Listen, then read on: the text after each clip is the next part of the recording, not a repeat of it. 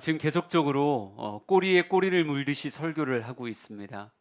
이 땅이 우리에게 당신의 삶엔 어떤 열매가 맺어져 있는가, 열매로서 그리스도인 됨의 모습을 확인하려고 하는 그런 시대라고 생각합니다.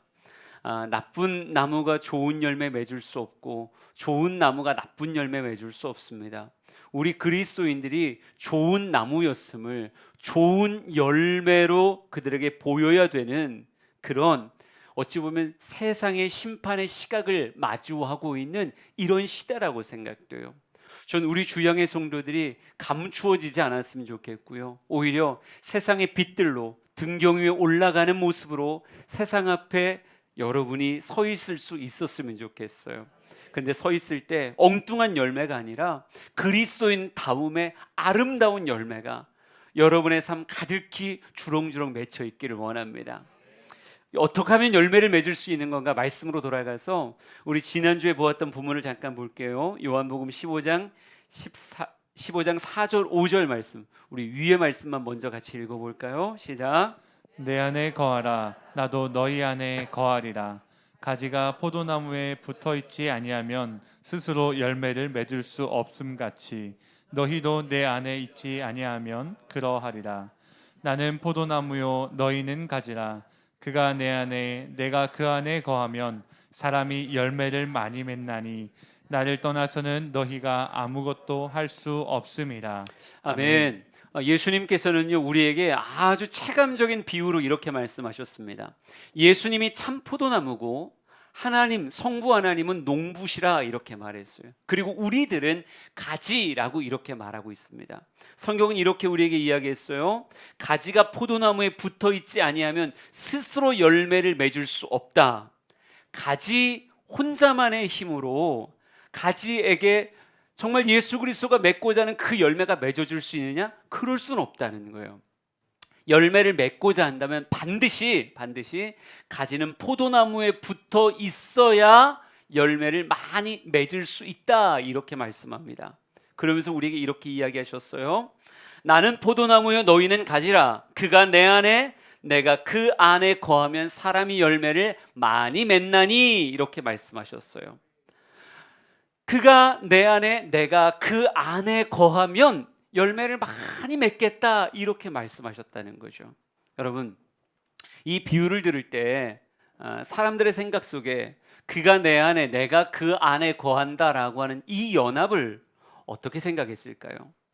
예수님의 육성을 듣고 있었던 그 시대의 제자들이 그가 내 안에 내가 그 안에 거한다라고 하는 이 말을 과연 현실로 받았을까요? 아니면 그냥 상징이요 비유라고 생각했을까요? 당연히 상징이요 비유라고 생각했을 거예요. 포도나무와 가지도 비유고 그가 내 안에 내가 그 안에라고 하는 것도 현실성 있는 말로는 듣지 않고 아마 이건 역시도 비유일 것이다. 아니, 사람이 사람 안에 어떻게 들어가고 예수님이 내 안에 어찌 들어오고 내가 예수님 안에 어찌 들어가나. 이 연합이라고 하는 것은 그저 우리는 하나라는 정도의 의미론적 연합일 것이다, 비유적 연합일 것이다 라고 생각했을 거예요. 그런데 오늘 여러분에게 도전하고 싶은 건 뭐냐면, 예수님이 요한복음 15장에 이 말씀을 하셨을 때 예수님의 비유가 과연 그가 내 안에 내가 그 안에라고 하는 말까지도 비유였을까? 분명히 오늘 성경은 비유였어요. 예수님이 포도나무요 하나님 아버지는 농부시요 우리는 가지다라고 하는 것 자체는 분명히 비유입니다. 그런데 이 비유를 통해서 예시되어져 쭉 나오는 말씀 가운데 그가 내 안에 내가 그 안에 거한다라고 하는 이 말도 예수님은 비유라고 생각하시고 우리에게 이야기하셨을까? 전 그렇지 않을 것 같아요. 왜냐하면 15장 전 요한복음 14장에 예수님이 이런 말씀을 하셨거든요. 요한복음 14장 16절, 17절, 20절 말씀, 우리 화면의 아래쪽의 말씀입니다. 우리 다 같이 한번 읽어볼까요? 시작. 내가 아버지께 구하겠으니 그가 또 다른 보혜사를 너희에게 주사 영원토록 너희와 함께 있게 하리니 그는 진리의 영이라. 세상은 능히 그를 받지 못하나니 이는 그를 보지도 못하고 알지도 못함이라. 그러나 너희는 그를 아나니 그는 너희와 함께 거하시며 또 너희 속에 계시겠습니다. 그날에는 내가 아버지 안에 너희가 내 안에 내가 너희 안에 있는 것을 너희가 알리라. 아멘. 아멘. 내 안에 거하라 나도 너희 안에 거하리라 라고 말씀하셨던 이 말씀이 과연 예수님이 말씀하실 때도 이것을 상징이요 비유라고 생각하셨을까? 아니, 그렇지 않아요. 예수님에겐 아주 선명한 진정한 연합의 모습이 예수님 안에 있었거든요. 삼위일체 되신 예수님께서는요, 성령님의 약속을 주시며 예수님이 십자가와 부활이라고 하는 그 복음의 완성 이후에 모든 예수님의 뒤를 따르는 자들에게 성령을 주실 것이다. 보혜사 성령님이 너에게 임하실 것이다 라고 말씀하셨어요. 그리고 이 보이지 않고 만져지지 않는 성령님은 어디 안에 거하시느냐? 성도들의 삶 안에 거하셔서 진정한 모습으로 내가 아버지 안에 너희가 내 안에 내가 너희 안에 있는 것을 알도록 하실 것이다 라고 말씀하셨다는 거죠. 포도나무와 가지라고 하는 것은 비유지만 그가 내 안에 내가 그 안에라고 이야기했던 이 온전한 연합은 예수님에겐 절대 비유가 아니요, 예수님은 보혜사 성령님을 통해서 우리 안에 이루어질 가장 확실한 실제의 약속이었다라고 하는 거예요. 여러분, 우리가 지금 거듭 이야기하고 있어요. 전 여러분이 열매를 많이 맺었으면 좋겠다고. 제가 새가족 신방을 갈 때마다 늘 여러분에게 소개하는 목양의 비전이기도 합니다. 저는 우리 주양의 모든 성도들이 시절을 따라 열매를 맺는 그런 인생이 됐으면 좋겠어요. 에스겔 47장 12절에는요 제 마음속에 주신 성도들을 향한 비전이 담겨져 있어요. 우리 다 같이 한번 읽어볼까요? 시작. 강 좌우가에는 각종 먹을 과실나무가 자라서 그 잎이 시들지 아니하며 열매가 끊이지 아니하고 달마다 새 열매를 맺음이니 그 물이 성소를 통하여 나옴이라. 그 열매는 먹을 만하고 그 잎사귀는 약 재료가 되리라. 아멘. 은혜 강물에 푹 그 뿌리를 뻗고 있는 강 좌우가의 나무들은요, 그 모습이 성경은 이렇게 묘사하더라고요. 잎이 시들지 않을 것이다. 그리고 열매가 끊어지지 않아야 건데 그 열매가 달마다 새로운 열매로 맺어지게 될 것이다. 잎사귀는 약재료가 되고 열매는 참 먹을만할 것이다 라고 이렇게 말하고 있어요. 여러분, 주님께서 온전한 연합을 통해 선물해 주시는 삶의 열매는 무엇에 구애받지 않아요? 장소와 시기에 구애받지 않아요. 그 사람이 어떤 상황 속에 거하는가 영향받지 아니하고, 그 사람의 인생이 봄인가 여름인가 가을인가 겨울인가 매 달에 전혀 영향받지 않아요. 예수님과 인간의 온전한 연합, 성령님을 통해서 연합되기 시작하면 우리 주양의 모든 성도들의 삶이 각양 다를지라도 삶에 맺어지는 열매만큼 늘 가지가 휘어지게 충만할 것이다 라고 하는 것이 주님의 약속이라는 거죠. 이 풍성한 열매가 맺어지기 위해서 우리의 삶에 거듭 강조하고 싶은 건 그가 내 안에 내가 그 안에라고 하는 온전하고도 완전한 연합의 사건, 이것이 있어야 된다는 거죠. 이 완전한 연합을 성경은 우리에게 뭐라고 말하느냐? 그게 바로 성령 충만이라 이야기하는 거예요. 오늘 설교의 제목을 제자의 해답은 성령 충만이다 라고 이렇게 이야기했어요. 과연 내 삶의 해답이 무엇일까? 이 시기를 살아가는 우리의 삶의 해답이 무엇일까? 어떻게 하면 열매를 많이 맺을까? 세상에선 자기계발서를 통해서 수많은 이야기들을 하겠죠. 또 인생의 선배인 정말 삶에 좀 더 완숙미를 가진 어른들은 자녀들에게 혹은 학생들에게 야, 이렇게 해야 열매를 많이 맺는 거야, 온갖 이야기들을 해오겠죠. 하지만 그게 진짜 삶의 해답인가? 전 그렇지 않다고 믿어요. 삶의 온전한 해답, 그것도 인생을 지으시고 이끄시는 창조주요 섭리자요 심판자이신 하나님이 모든 인생들에게 주신 해답은 똑같으니 그 해답이 뭐라고요? 오직 성령의 충만함을 받으라. 성령의 충만함을 받으라 라고 하는 것이 주님이 이 땅을 이기며 열매를 맺는 해답으로 우리에게 주셨다라고 하는 거예요. 요한복음 20장 19절 그리고 22절 말씀을 한번 읽어보겠습니다. 같이 읽을까요?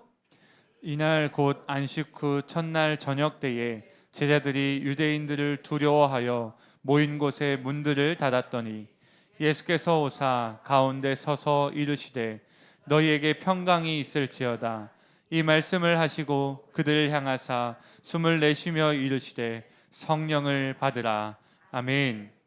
제자들이 모여 있었습니다. 근데 그들의 모습을 이렇게 표현하고 있어요. 두려워하여 모인 곳에 문들을 닫았다 이렇게 말하고 있어요.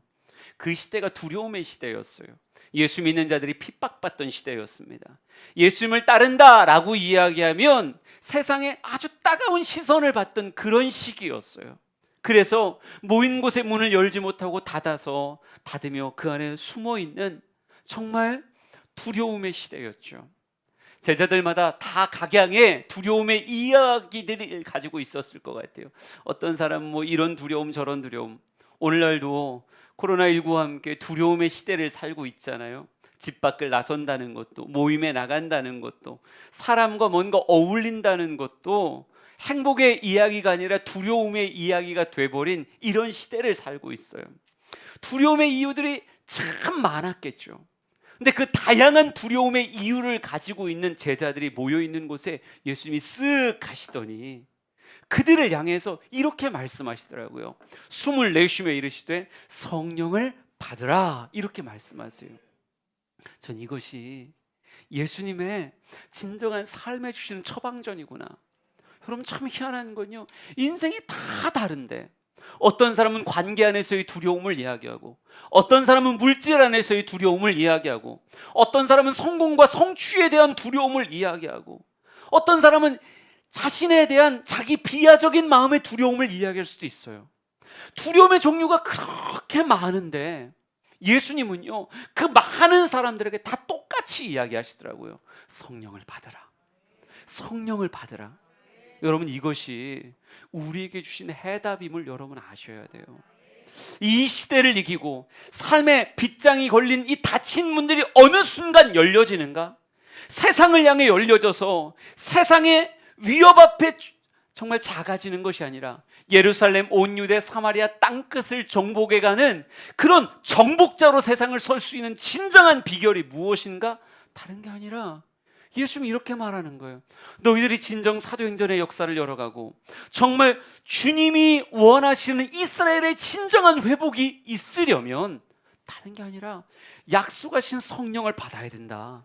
성령이 오직 너에게 임하시면 권능을 받게 될 것이고, 그러면 더 이상의 너희들의 상황은 중요하지 않을 거야. 너가 예루살렘에 있든 유대에 있든 사마리아에 있든 땅끝에 있든 아무것도 중요하지 않을 거야. 너희들은 열매를 가득 달마다 새로운 열매를 맺어가는 그런 인생이 될 거야. 주님의 처방전은 늘 똑같았다고요. 여러분 한 사람 한 사람을 통해서도 마찬가지예요. 여러분의 낯빛도 다르고 모습도 다르고 다 다르죠. 지금 있는 공간도 다르고, 하지만 주님이 성도들에게 시대에 지지 아니하고 두려움에 지지 아니하고 열매를 진정 가득 맺는 길, 주님은 다 똑같이 말씀하실 거라고요. 숨을 내쉬며 이르시되 성령을 받으라. 모든 인생의 해답이 성령 안에 있음을 여러분 기억하셨으면 좋겠습니다. 여러분이 주님 앞에 나아갈 때 주님의 처방전은 성령을 받는 것이구나. 복음서의 제자들에게 주님의 주신 해답은 딱 하나였어요. 성령을 받으라. 저는 여러분이 이 약속을 확신할 수 있었으면 좋겠습니다. 예수님의 해답으로 이야기하시는 걸 믿고 동의하며 그 걸음을 걸어갈 수 있는 용기가 여러분 안에 있어야 된다는 거예요. 예수님께서 우리에게 이 성령의 해답을 이야기하시면 사도행전 1장 4절을 통해 우리에게 이렇게 말씀하십니다. 한번 읽어볼까요? 시작. 사도와 함께 모이사 그들에게 분부하여 이르시되 예루살렘을 떠나지 말고 내게서 들은 바 아버지께서 약속하신 것을 기다리라. 아멘. 성령의 약속을 주신 예수님께서 그들에게 분부, 곧 명령이죠. 명령하신 성령을 받아 누리는 방법을 성경은 기록하고 있어요. 첫 번째 이렇게 쓰여져 있습니다. 분부하여 이르시되 예루살렘을 떠나지 말고 라고 쓰여져 있어요. 예루살렘이라고 하는 장소, 이 장소를 떠나지 말라라고 이야기합니다. 여러분, 거룩한 잔치가 벌어졌어도요, 이 잔치에 수많은 사람들이 각자의 이유와 내용을 이야기하며 그 자리에 참여하지 않더라고요. 어떤 사람은 장가 갔습니다. 어떤 사람은 소 5겨리를 샀습니다. 어떤 사람은 뭐 이런저런 일들로 굉장히 바쁘다라고 하는 삶의 명분들을 가지고 그 잔치가 벌어져 있는 그 장소를 사모하지 못하는 모습을 보여주더라고요.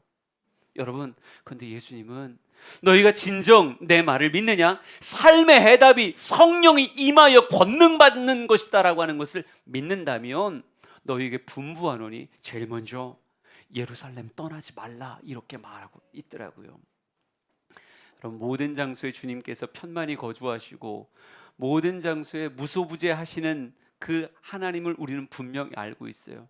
하지만 그럼에도 불구하고 약속이 머무는, 우리가 오늘날 교회라고 하는 곳을 세상은 위험한 곳이요, 지금은 가까이 하면 안 된다라고 하는 사회적 메시지를 우리에게 주고 있어요. 하지만 교회라고 하는 것이 그래서 지금은 가까이 할 수 없는 곳이다라고 내 마음에 밀어놓으면 될까요? 전 그러면 안 된다고 생각해요. 교회라고 하는 곳은 우리가 방역을 하지 말자는 것도 아니고 조심하지 말자는 것도 아니에요. 하지만 우리의 예배의 현장이 열려 있고 그곳이 내가 갈 수 있는 상황과 여건이 분명히 마련되어 있는 상황이라고 한다면 저는 여러분이 이 장소를 지켜나간다는 것에 대한 여러분의 마음이 있었으면 좋겠어요. 내가 그곳에서 너와 만나리라. 지성소라고 하는 곳의 의미가 무엇입니까? 똑같은 공간이지만 주의 약속으로 구별되어지고 주의 거룩한 임재가 그곳에 부어지며 내가 그곳에 내 마음을 두었고 내 눈을 두었다, 내가 그곳에서 너의 기도를 들으리라 라고 하셨던 곳이 오늘날의 교회라고 하는 장소가 되지 않을까요? 저는 우리 주양의 성도들이 하나님이 이곳을 통해서 내게 더 친밀하게 다가오실 거다라고 하는 기대를 가지고 그곳이 지금 이런 제한적인 상황에 뭐 50명이라면 혹은 뭐 9시 예배, 11시 예배, 2시 반 예배, 3번의 예배가 나누어진다, 뭐 그래서 어떻게든 거리를 유지하면서라도 예배를 드려야 된다라고 현장이 열렸다고 한다면 저는 여러분이 이 현장을 지킬 줄 알아야 된다고 생각합니다. 성령의 약속은 어찌 보면 장소와 함께 있었어요.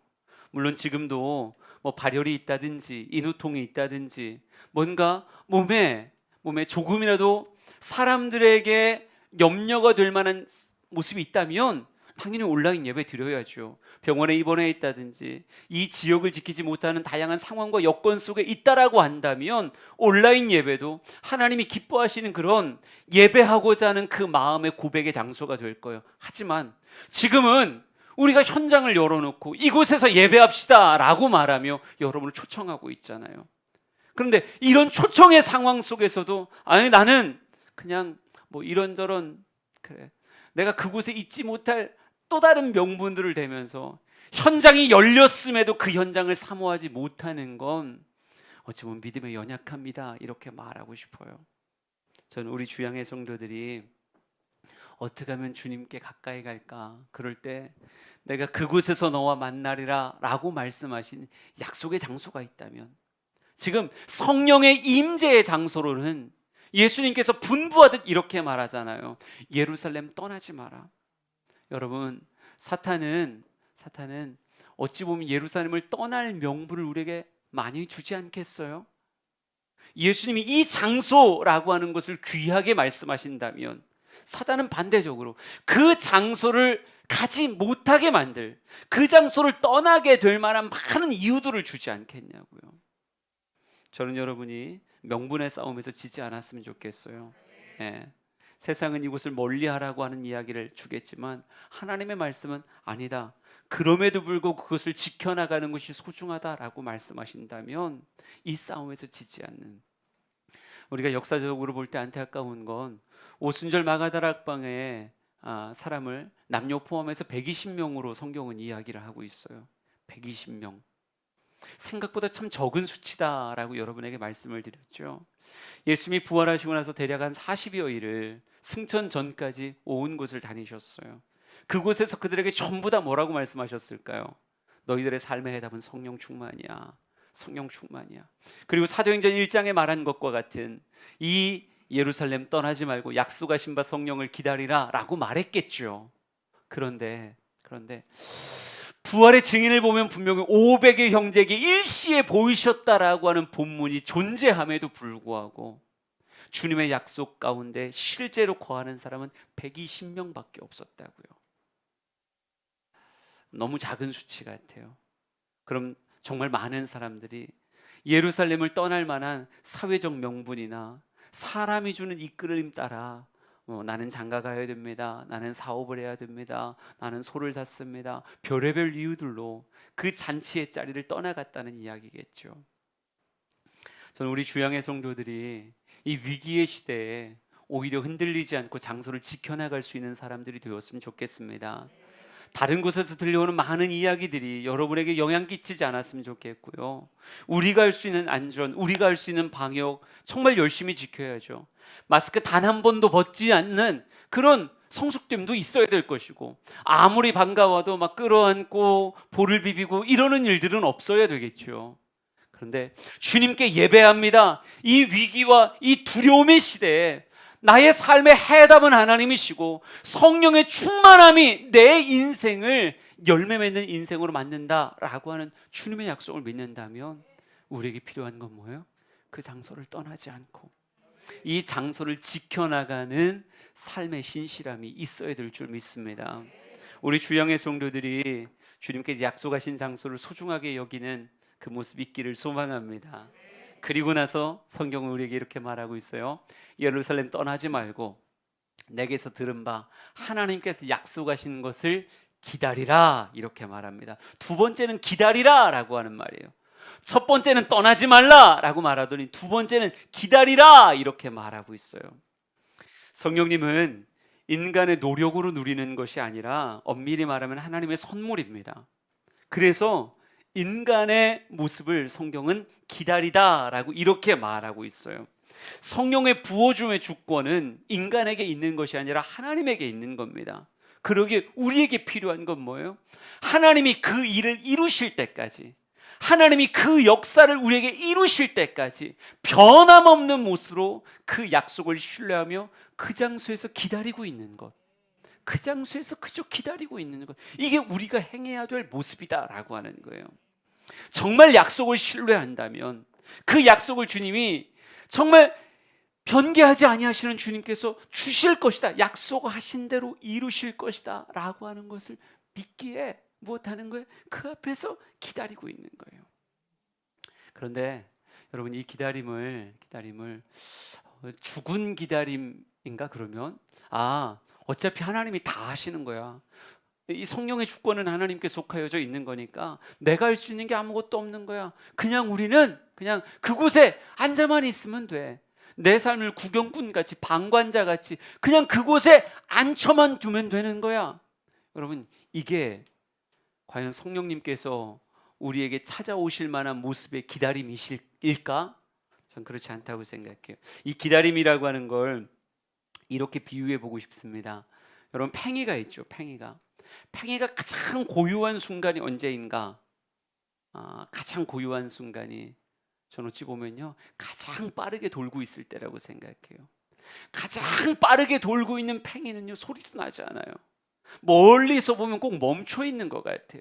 하지만 가까이 가서 들여다보면 죽은 정지가 아니라 가장 능동적으로 활발하게 움직이고 있는, 에너지가 가장 고조로 뿜어지고 있을 때가 팽이가 멈춰 있는 듯 보이는, 정지처럼 보이는 그런 순간이더라고요. 여러분, 정지된 것처럼 보이지만 엄청난 속도로 돌고 있는 거예요. 그것이 어찌 보면 우리가 보여줄 능동적 기다림의 모습이 아닐까라고 생각합니다. 씨름 선수 둘이 힘을 겨루면서 일어나 있다고 생각하자고요. 서로 삿발을 붙잡고 그 자세로 딱 고정돼 있어요. 남들이 보면 아무것도 하지 않는 것처럼 느껴질 수도 있겠지만 그 등줄기에 흐르는 그 땀은 뭘 보여주고 있는 거예요? 지금 부여잡고 있는 것 안에서 자신의 온 힘이 상대를 향해 쏟아지고 있다라고 하는 것을 우리는 볼 수 있는 거죠. 주님이 기다리라 라고 이야기했을 때 그저 그 장소에서 아무 일 없이 그저 바라만 보고 있는 것, 그냥 하늘만 바라보고 언젠간 그 일이 이루어지겠지라고 하는 산만하고 부주의한 그런 기다림을 말하는 것일까? 여러분, 절대 그러지 않겠죠. 오늘 성경은 이 사도행전 1장을 통해서 그들이 어떻게 기다렸는지를 보여주고 있어요. 그 장소를 떠나지 않고 기다리는 건데, 그 기다림의 시간을 과연 어떤 모습으로 우리에게 보여주는가? 성경 사도행전 1장 13절 14절 말씀을 같이 보죠. 우리 같이 읽어보겠습니다. 시작.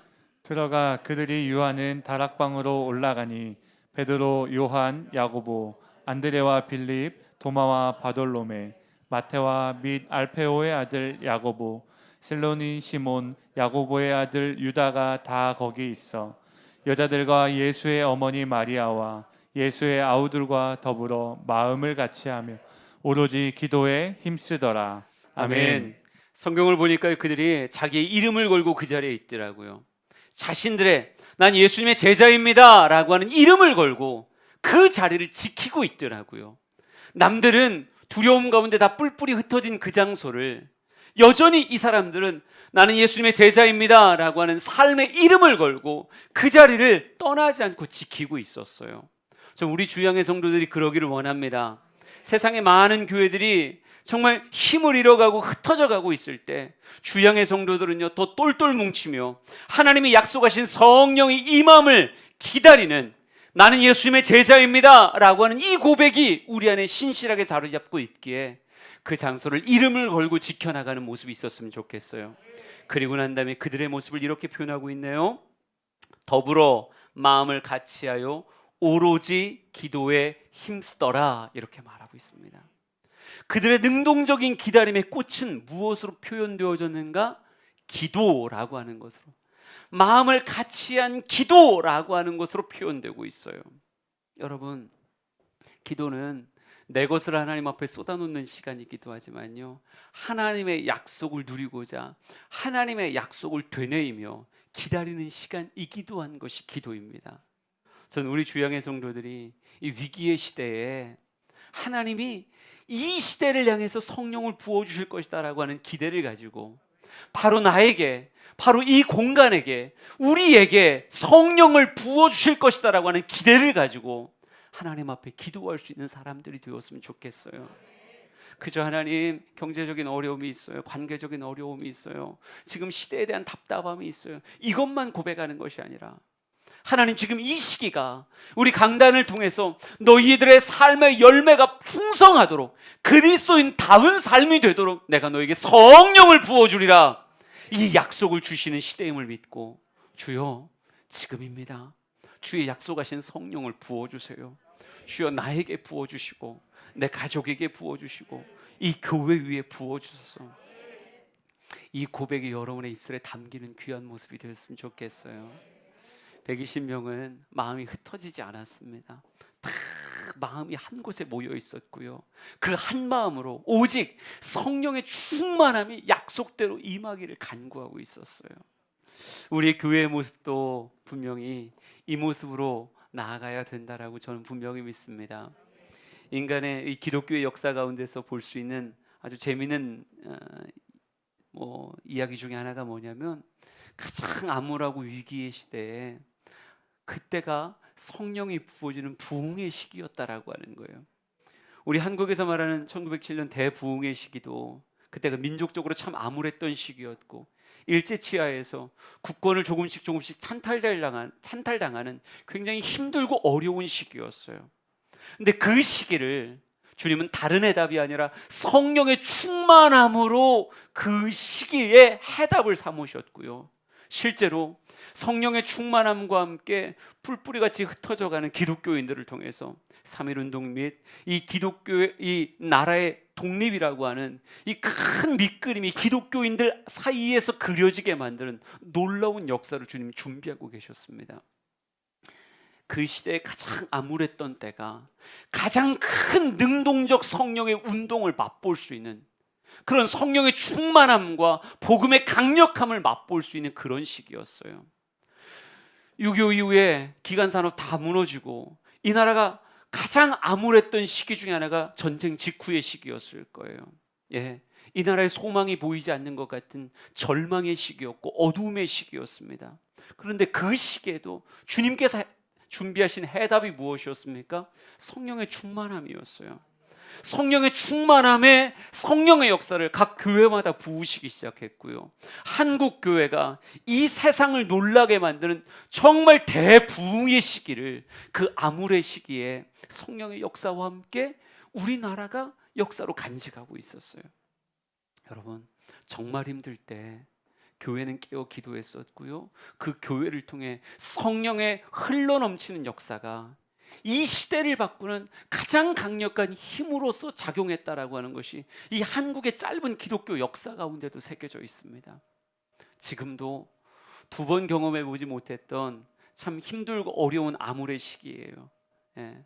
그런데 이 암울함의 시기에도 해답은 똑같다고 생각합니다. 이 시기를 오히려 성령을 대망하는 시기요, 성령의 임재를 기다리는 시기로 우리가 만들어낼 수 있다면, 분명히 이 공간을 가르는 성령의 역사가 이곳에 임했을 때 우리 한 사람 한 사람이 이 어둠을 내어쫓는 하나님의 빛으로 쓰임받게 되는 기가 막힌 일들이 있으리라 믿습니다. 주님이 말씀하신 대로 약속한 곳 떠나지 마라, 예루살렘 떠나지 마라, 내가 이곳에서 너희와 함께 할 것이다 라고 하는 그 약속 가슴에 담고, 또 우리의 삶의 모습에 실제로 담고, 너희들은 기다리라 라고 한 그 말씀대로 능동적으로 마음을 같이하여 오로지 기도에 힘쓰니라 라고 하는 모습으로 우리가 주님 앞에 기도하며 기다린다면, 여러분, 몇 날이 못되어 호련히 성령님이 우리에게 찾아오시는 그 놀라운 것 경험할 수 있게 될 것입니다. 마지막으로 사도행전 2장 1절에서 4절 말씀을 같이 한번 읽어보죠. 시작. 오순절 날이 이미 이르매 그들이 다 같이 한 곳에 모였더니 호련히 하늘로부터 급하고 강한 바람 같은 소리가 있어 그들이 앉은 온 집에 가득하며 마치 불의 혀처럼 갈라지는 것들이 그들에게 보여 각 사람 위에 하나씩 임하여 있더니 그들이 다 성령의 충만함을 받고 성령이 말하게 하심을 따라 다른 언어들로 말하기를 시작하니라. 아멘. 예수님은 약속하셨고요, 그 약속을 붙잡은 예수님의 제자들과 성도들이 실제로 기도하며 기다렸을 때 그들에게 선물과 같이 사도행전 2장에 오순절 날 성령 강림의 사건을 그들에게 허락하셨어요. 여러분, 오늘날도 전 똑같은 그림이 이곳에서 그려질 거라고 분명히 믿습니다. 가까이 할 수도 없고, 정말 마스크를 씌워놔서 찬양하는 것도 기도하는 것도 참 답답하기 그지없지만, 그래도 이 절망의 상황 가운데 하나님이 준비하고 있는 해답이 그래도 기도하며 기다리는 여러분에게 성령 부어주시면서 하나님의 약속하신 그 나라가 이 땅에 이루어지는 역사 하나님이 분명히 이루실 거라고 믿어요. 여러분, 우리 기대합시다. 그리고 소망합시다. 이 장소를 지켜나가며 더 힘껏 하나님 앞에 나아갈 수 있는 능동적 믿음이 있었으면 좋겠어요. 주님께서 우리에게 약속하신 성령을 분명히 충만하게 부어주실 줄 믿습니다. 우리 부르신 곳에서라고 하는 이 찬양을 부르죠. 찬양하며 오늘 우리의 머릿속에 정말 큰 하나님의 그림을 그려볼 수 있는 시간이 되었으면 좋겠습니다.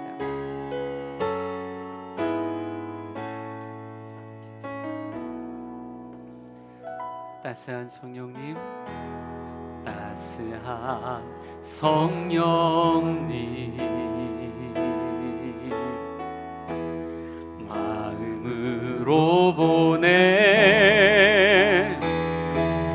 내 몸을 감싸며 주어지는 평안함, 만족함을 느끼네. 사랑과 진리에 한 줄기 빛 보내 내 몸을 감싸며 주어지는 평안함, 그 사랑을 곳에서 나는 예배하네.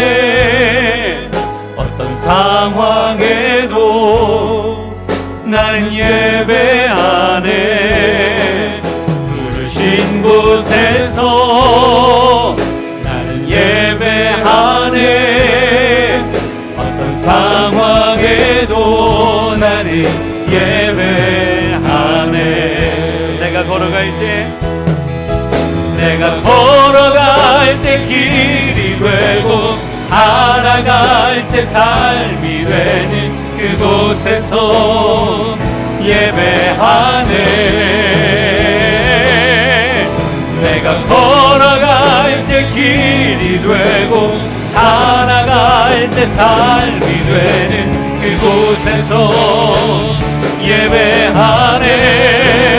부르신 곳에서 나는 예배하네. 어떤 상황에도 나는 예배하네. 부르신 곳에서 나는 예배하네. 어떤 상황에도 나는 예배. 우리 눈을 감고 고백합시다. 부르신 곳에서 나는 예배하네. 어떤 상황에도 나는 예배하네. 부르신 곳에서 나는 예배하네. 어떤 상황에도 나는 예배하네. 하나님, 이곳을 지켜나가겠습니다. 제자의 이름을 걸고 이곳을 지켜나가겠습니다. 우리의 기도하며 기다림 위에 성령을 부어 주시옵소서. 세상을 매료시킬 만한 아름다운 성령의 열매가 가득 맺혀지게 하옵소서. 주여, 한번 부르짖고 동성으로 같이 기도합니다. 주여. 오 하나님, 오 하나님, 오 하나님, 오 하나님. 위기의 시대가 부흥의 시기였고 위기의 시대가 성령의 임함의 시간이었습니다. 하나님, 성령을 받으라 말씀하시는 그 음성을 누리게 하여 주시옵소서. 모든 성도들이 그 성령의 충만함을 누리길 원하오니 하나님, 채우시고 이끄시고 도우시옵소서. 오 성령이여, 오 성령이여, 임하소서. 마음을 같이 하여 기도할 때에 성령의 이곳을 지배하시고 다스리시기를 원합니다. 오직 성령의 충만함의 역사가 이곳에 있기를 원합니다. 주여, 오직 성령의 충만함으로 나아가기를 원하오니 우리를 받으소서, 우리를 받으소서, 우리를 기억하소서. 오 주님, 감사합니다. 신 곳에서 예배하네. 어떤 상황에도 나는 예배하네. 부르신 곳에서 나는 예배하네. 어떤 상황에도 나는 예배하네. 하나님, 우리 주양의 성도들이 달마다 새로운 열매를 맺기를 원합니다. 먹을 만한 열매, 세상 사람들의 탄성을 끌어낼 수 있는 그런 먹을 만한 열매가 매 달마다 맺어지기를 원하오니 주여, 예수님과의 온전한 연합을 꿈꾸게 하옵소서. 성령을 받게 되면 그가 내 안에, 내가 그 안에 거하는 온전한 연합이 이루어질 거라고 말씀하셨사오니 아버지여, 내 소망이 성령의 충만함에 있습니다. 약속한 것을 지켜나가며 그 장소를 지키며 정말 기도하며 기다리겠사오니 한 사람 한 사람에게 두려움의 빗장이 열리고 삶의 장막이 거치게 되어지는 그런 기가 막힌 성령의 충만함을 이곳에 부어 주시옵소서. 우리 주양의 모든 성도들이 성령 충만하여 정말 이 땅을 변혁시키는 하나님의 권능의 사람들로 쓰임받을 것을 믿사오니 하나님, 이들을 그렇게 사용하여 주시옵소서.